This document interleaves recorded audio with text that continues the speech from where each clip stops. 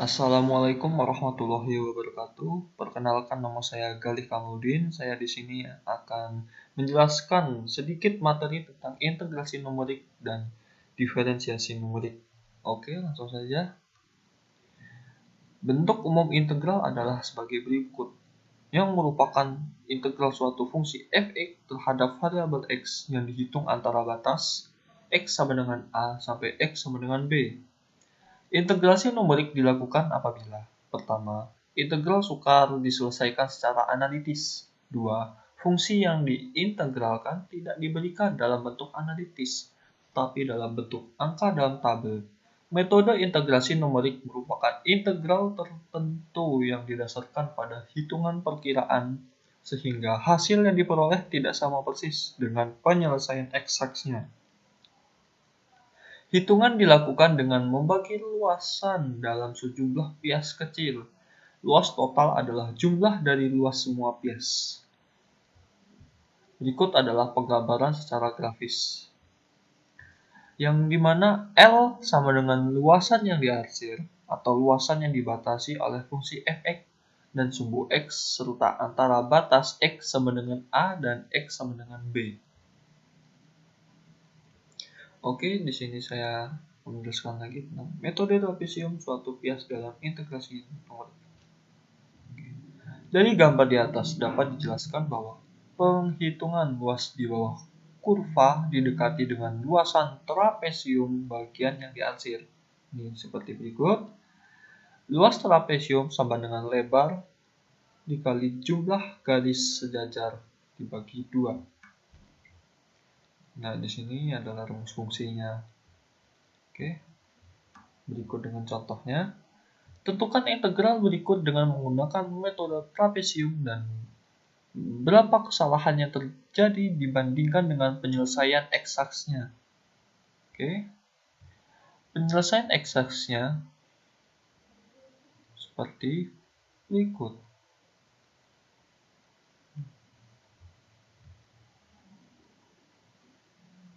Oke.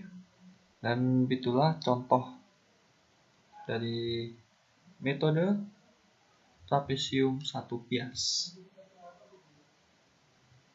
Yang kedua, metode trapesium banyak pias. Dari contoh di atas terlihat bahwa dengan menggunakan satu pias, kesalahan yang terjadi sangat besar. Untuk mengurangi kesalahan yang terjadi, maka kurva fungsi yang melengkung didekatkan dengan sejumlah garis lurus hingga berbentuk banyak pias. Dengan panjang pias X seperti terlihat pada gambar. Semakin kecil pias yang digunakan, maka hasilnya akan semakin teliti. Oke, di sini berikut dengan rumus fungsi dari metode trapesium banyak pias.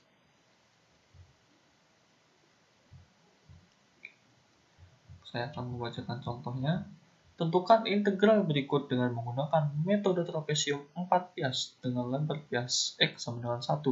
Dan berapa kesalahan yang terjadi dibandingkan dengan penyelesaian eksaksnya. Oke, masukkan fungsi. Yang diketahui di sini x1 adalah 53,598. Penyelesaian dengan metode trapesium banyak pias menggunakan persamaan dari persamaan yang tadi. Oke.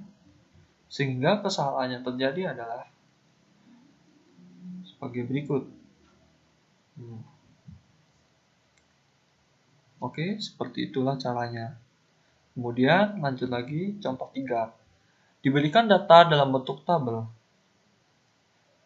Nah, tabel sebagai berikut. Lalu, hitung luasan di bawah fungsi f(x) dan di antara x sama dengan 0 dan x sama dengan 4. Oke. Dengan menggunakan persamaan tadi, kemudian masukkan jumlah atau tabel dari fungsi f(x) yang ditentukan, sehingga dihasilkan nilai seperti berikut.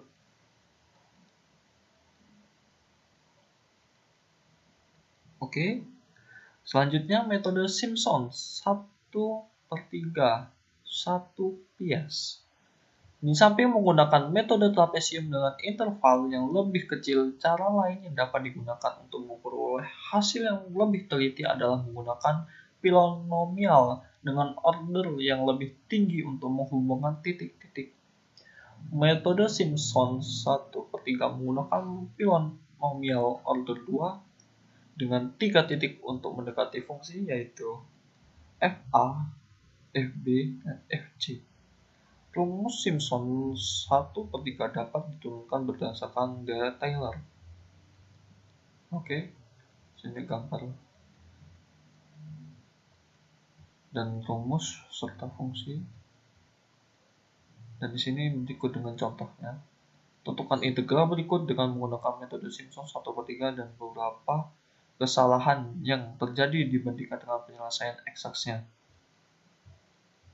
Langsung saja masukkan dengan rumus, lalu sesuai dengan fungsi yang telah disampaikan tadi, dan penyelesaian dengan metode Simpson. Dan inilah caranya yang telah kita lihat. Oke, langsung saja. Selanjutnya, metode Simpson 1/3 banyak bias. Untuk mendapatkan hasil yang lebih teliti, maka luasan dibagi menjadi beberapa bias kecil. Berikut seperti gambar. Oke. Dengan luas total L sama dengan L1 ditambah L2 ditambah L3 ditambah dan seterusnya. Sehingga banyak L yang dapat dihitung. Oke, contoh 5. Hitung rumus berikut dengan sama dengan 1. Oke, karena X sama dengan 1, maka interval A sama dengan 0, X1 sama dengan 1, X2 sama dengan 2, X3 sama dengan 3, B sama dengan 4.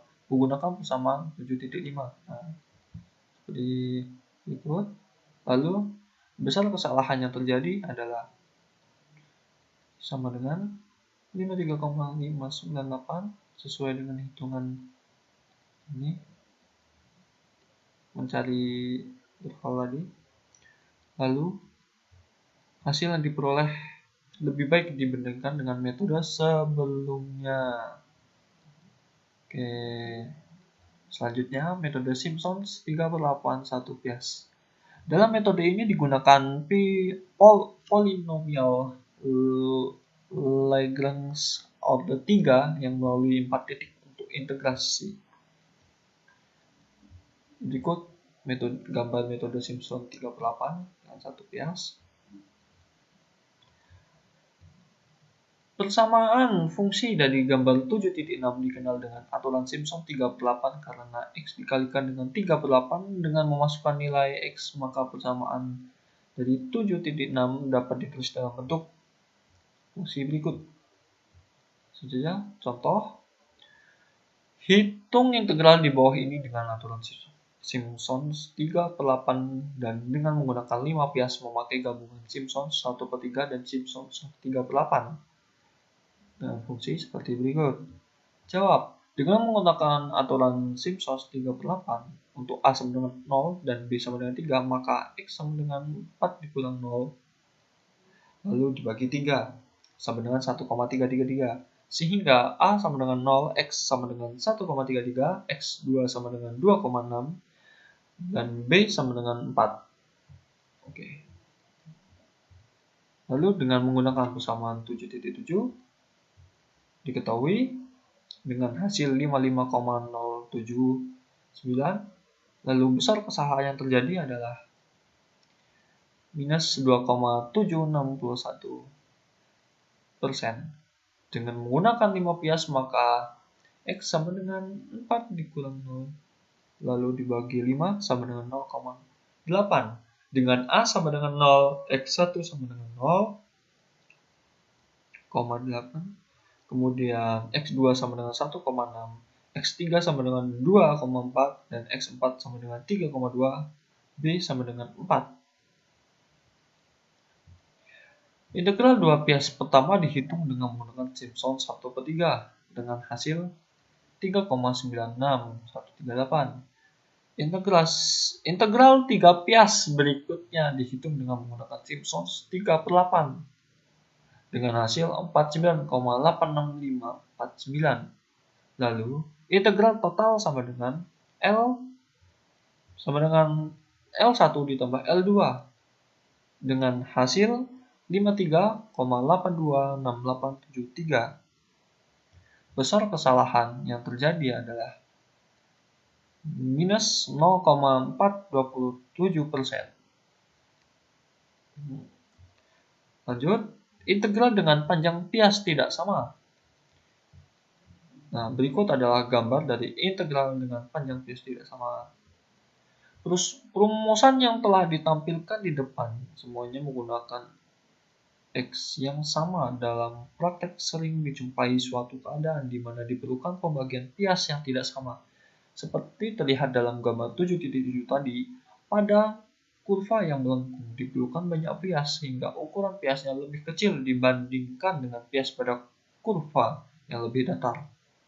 Metode yang digunakan untuk menghitung integral ini adalah metode trapesium banyak pias dengan ukuran pias tidak sama. Dengan rumus fungsi sebagai berikut. Oke, lanjut metode kuadratur. Dalam aturan trapesium dan Simpsons, fungsi yang diintegralkan secara numerik terdiri dari dua bentuk, yaitu tabel dan fungsi. Dalam metode kuadratur, terutama yang akan dibahas yaitu metode Gauss kuadratur, data yang diberikan berupa fungsi. Pada aturan trapesium dan Simpsons, integral didasarkan pada nilai-nilai di ujung-ujung pias, seperti nampak dalam gambar 7.8a. Aturan Simpsons didasarkan pada luasan di bawah garis lurus yang menghubungkan nilai-nilai dari fungsi pada ujung-ujung interval integrasi. Rumus yang digunakan untuk menghitung luasan adalah sebagai berikut. Dengan A dan B adalah batasan integrasi dan B A adalah lebaran dari interval integrasi. Karena aturan trapesium harus melalui titik-titik ujung, maka seperti terlihat dalam gambar 7.8.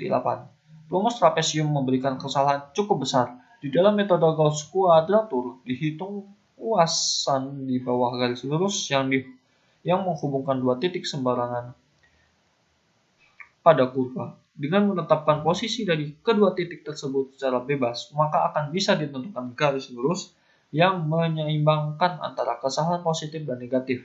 Seperti terlihat dalam gambar 7.8b, metode Gauss kuadratur yang akan dipelajari dalam subbab ini adalah rumus Gauss-Legendre.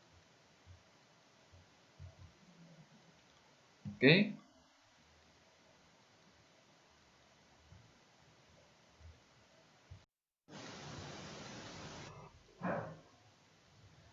Selanjutnya adalah persamaan diferensial. Pendahuluan, banyak permasalahan dalam bidang ilmu pengetahuan dan teknik yang dapat diformulasikan ke dalam bentuk persamaan diferensial, seperti persamaan lendutan balok, teori getaran, profil permukaan air di sungai, dan sebagainya. Persamaan diferensial adalah suatu persamaan yang di dalamnya mengandung turunan suatu fungsi seperti y pangkat 1 maupun y pangkat 11. Persamaan diferensial dapat dibedakan menjadi dua macam yang tergantung pada jumlah variabel bebas. Apabila persamaan tersebut mengandung banyak satu variabel bebas, persamaan tersebut disebut persamaan diferensial biasa. Dan jika mengandung lebih dari satu variabel bebas disebut persamaan diferensial parsial. Untuk persamaan yang sederhana, penyelesaian secara analitis masih memungkinkan, tetapi kalau persamaannya sudah kompleks, maka penyelesaian secara numerik akan memberikan hasil yang mendekati nilai eksaksnya. Derajat atau order dari persamaan diferensial ditentukan dari derajat tertinggi dari turunannya. Contoh persamaan diferensial order 1, x dy per dx ditambah 2y ditambah 4 sama dengan 0. Bentuk persamaan diferensial order 2 adalah d pangkat 2y per dx pangkat 2 ditambah 5 dy per dx ditambah 3y sama dengan 0. Penyelesaian persamaan diferensial adalah suatu fungsi yang memenuhi persamaan diferensial dan juga memenuhi kondisi awal initial condition yang diberikan pada persamaan tersebut di dalam penyelesaian persamaan diferensial secara analitis. Biasanya dicari penyelesaian umum yang mengandung konstanta sembarang dan kemudian mengevaluasi konstan tersebut sehingga hasilnya sesuai dengan kondisi awal. Metode penyelesaian persamaan diferensial terbatas pada persamaan-persamaan dengan bentuk tertentu dan biasanya hanya untuk menyelesaikan persamaan linear dengan koefisien konstan. Misal, suatu persamaan diferensial order 1 berikut. dy per dx sama dengan y. Penyelesaian dan persamaan tersebut adalah y sama dengan cx yang memberikan banyak fungsi untuk berbagai koefisien c. Untuk mendapatkan penyelesaian tunggal diperlukan informasi tambahan, misalnya nilai y, x, dan turunannya pada nilai x tertentu. Untuk persamaan order n, biasanya diperlukan n kondisi untuk mendapatkan penyelesaian tunggal y, x. Apabila semua n kondisi diberikan pada nilai x yang sama, misal x 0, maka permasalahan tersebut dengan problem nilai awal apabila dilibatkan lebih dari satu nilai x. Permasalahan tersebut dengan problem nilai batas. Misalnya persamaan 8.1 disertai dengan kondisi awal di x sama dengan 0, y, x sama dengan 0 sama dengan 1. Substitusi persamaan 8.2 ke dalam persamaan 8.2 memberikan 1 sama dengan c pangkat 0, di mana c sama dengan 1. Dengan demikian, penyelesaian tunggal yang memenuhi persamaan dy per dx sama dengan y, x sama dengan 0 sama dengan 1 adalah y sama dengan pangkat x. Metode penyelesaian numerik tidak ada batasan mengenai bentuk persamaan diferensial. Penyelesaian berupa tabel nilai-nilai numerik dari fungsi untuk berbagai variabel bebas. Penyelesaian suatu persamaan diferensial dilakukan pada titik-titik yang ditentukan secara berurutan untuk mendapatkan hasil yang lebih teliti. Maka jarak antara titik-titik yang berurutan tersebut dibuat semakin kecil. Misalnya akan diselesaikan persamaan 8.1 dan 8.2. Penyelesaian dari persamaan tersebut adalah mencari nilai y sebagai fungsi dari x. Persamaan diferensial memberikan kemiringan kurva pada setiap titik sebagai fungsi x dan y. Hitungan dimulai dari nilai awal yang diketahui, misal di titik x0, x0, y0, kemudian dihitung kemiringan kurva atau garis singgung di titik tersebut dan diteruskan dengan membuat interval kecil pada garis singgung tersebut. Apabila interval adalah x, maka hitungan sampai pada titik baru x1 sama dengan x0 ditambah x. Dan dari kemiringan garis singgung berdasarkan persamaan diferensial akan diperoleh nilai baru, y, yaitu y1. Prosedur ini diulang lagi untuk mendapatkan nilai y selanjutnya seperti terlihat gambar 8.1. Oke. Ada dua permasalahan dalam persamaan diferensial, yaitu initial value problem atau IVP. Persamaan diferensial yang diketahui nilai awalnya, umumnya persamaan diferensial order 1. Harga awal x0 dan y0 diketahui, kemudian dicari nilai x1, x2, x3, dan y1, y2, dan y3. Kedua adalah boundary value problem BVP. Persamaan diferensial yang diketahui nilai batasnya, umumnya persamaan diferensial order 2. Ada 3 metode yang akan dibahas dalam initial value problem. Yang pertama metode Euler, yang dimodifikasi, metode Runge-Kutta. Yang pertama adalah metode Euler. Metode Euler dikembangkan dari persamaan Dirac-Taylor. Y buka kurung x0 ditambah h sama dengan y buka kurung x0 ditambah h y pangkat 1 x0 ditambah 1/2 atau setengah h pangkat 2 y 11 dan buka kurung x0 ditambah ya sesuai dengan fungsinya. Lalu kemudian suku ketiga dan seterusnya diabaikan sehingga persamaan menjadi seperti berikut.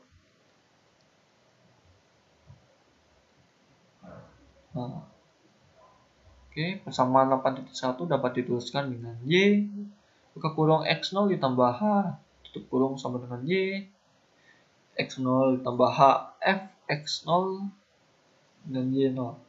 Atau yang lebih umum seperti berikut. Oke, langsung saja. Contoh 1.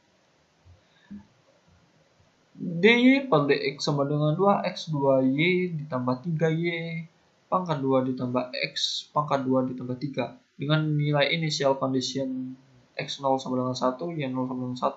Tentukan y untuk x sama dengan setengah 1,2 dengan h sama dengan 0,2 dan h sama dengan 0,1. Oke. Berikut adalah rumusnya.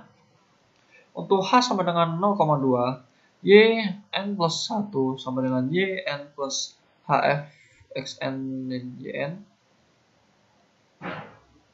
Lalu y1 sama dengan y0 ditambah hf ke kurung x0 dan y0. Lalu kemudian kerjakan x-nya. Kemudian masukkan nilai x-nya. Y sama dengan y buka kurung x sama dengan 1,2 sama dengan 1 ditambah 0,2 F buka kurung 1,1. Oke. Lalu kita fungsikan, lalu kerjakan seperti berikut dan hasilnya adalah 2,8. Dan untuk H sama dengan 0 adalah sebagai berikut dengan cara dan fungsi atau rumus seperti gambar di atas. Dan dari hasil di atas terlihat bahwa dengan menggunakan H yang semakin kecil, maka hasil yang diperoleh semakin baik. Lalu metode Euler yang dimodifikasi. Metode Euler yang dimodifikasi digunakan untuk memperbaiki metode Euler sebelumnya. Prinsipnya juga menggunakan deret Taylor. Oke, seperti berikut. Dengan rumus dan fungsi. Oke. Di mana y pangkat 1 buka kurung x0 sama dengan f buka kurung x0 y0, y1 sama dengan x0 ditambah h sama dengan f x0 ditambah h dan y x0 ditambah h. Karena y buka kurung x0 ditambah h masih dicari, maka yang digunakan adalah y dengan tanda kutip untuk pangkat x0 ditambah h. Penyelesaian metode Euler yang dimodifikasi dilakukan dengan dua langkah pokok seperti fungsi berikut. Oke. Lalu contohnya seperti berikut. Dengan memasukkan rumus atau fungsi dari gambar 8.5, maka dihasilkan perhitungan sebagai berikut. Lalu dalam contoh soal ini menghasilkan nilai 2,48605. Oke, selanjutnya adalah metode Runge-Kutta. Metode Euler memanfaatkan deret Taylor order 1. Metode Euler yang dimodifikasi memanfaatkan deret Taylor order 2. Sedangkan metode Runge-Kutta menggunakan deret Taylor sampai dengan order 4. Rumusan metode Runge-Kutta sebagai berikut. Oke, diketahui seperti gambar berikut ini. Rumus-rumus dan fungsinya.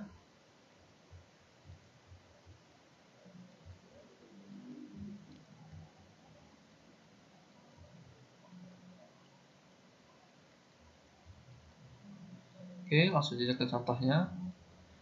Persamaan diferensial berikut. Dengan hal seperti berikut, lalu tentukan nilai y pada x sama dengan 1,2. Jawab. Pilih nilai h sama dengan 0,2, maka dihasilkan dengan fungsi berikut dengan rumus. Oke, bisa dilihat di status layar. Lalu untuk x sama dengan 1,2, maka x yang belum diketahui tadi dimasukkan dalam fungsi rumus berikut, lalu dihasilkan nilai 18,065. Oke, selanjutnya adalah persamaan diferensial parsial. Formulasi matematika dari kebanyakan permasalahan dalam ilmu pengetahuan dan teknologi dapat dipresentasikan dalam bentuk persamaan diferensial parsial. Persamaan tersebut merupakan laju perubahan terhadap dua atau lebih variabel bebas yang biasanya waktu dan jarak ruang. Bentuk umum persamaan diferensial order 2 dan 2 dimensi adalah sebagai rumus berikut. Dengan A, B, C, D, E, F, dan G bisa merupakan fungsi dari variabel X dan Y dan variabel tidak bebas V dan 0.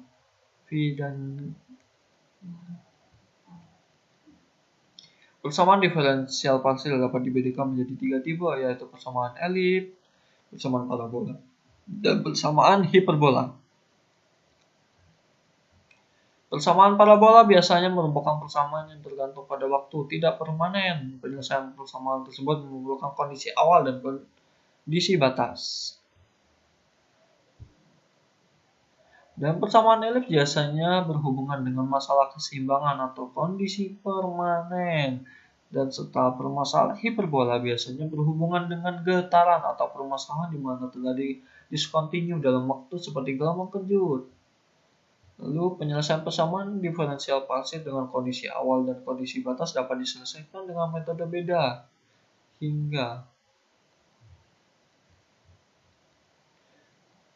kondisi di mana variabel tidak bebas V harus memenuhi di sekeliling kurva C disebut dengan kondisi batas. Penyelesaian persamaan diferensial merupakan perkiraan dari nilai V pada titik-titik yang terhitung. Perkiraan dilakukan dengan mengganti turunan dari persamaan diferensial parsial dengan menggunakan perbedaan hingga. Oke.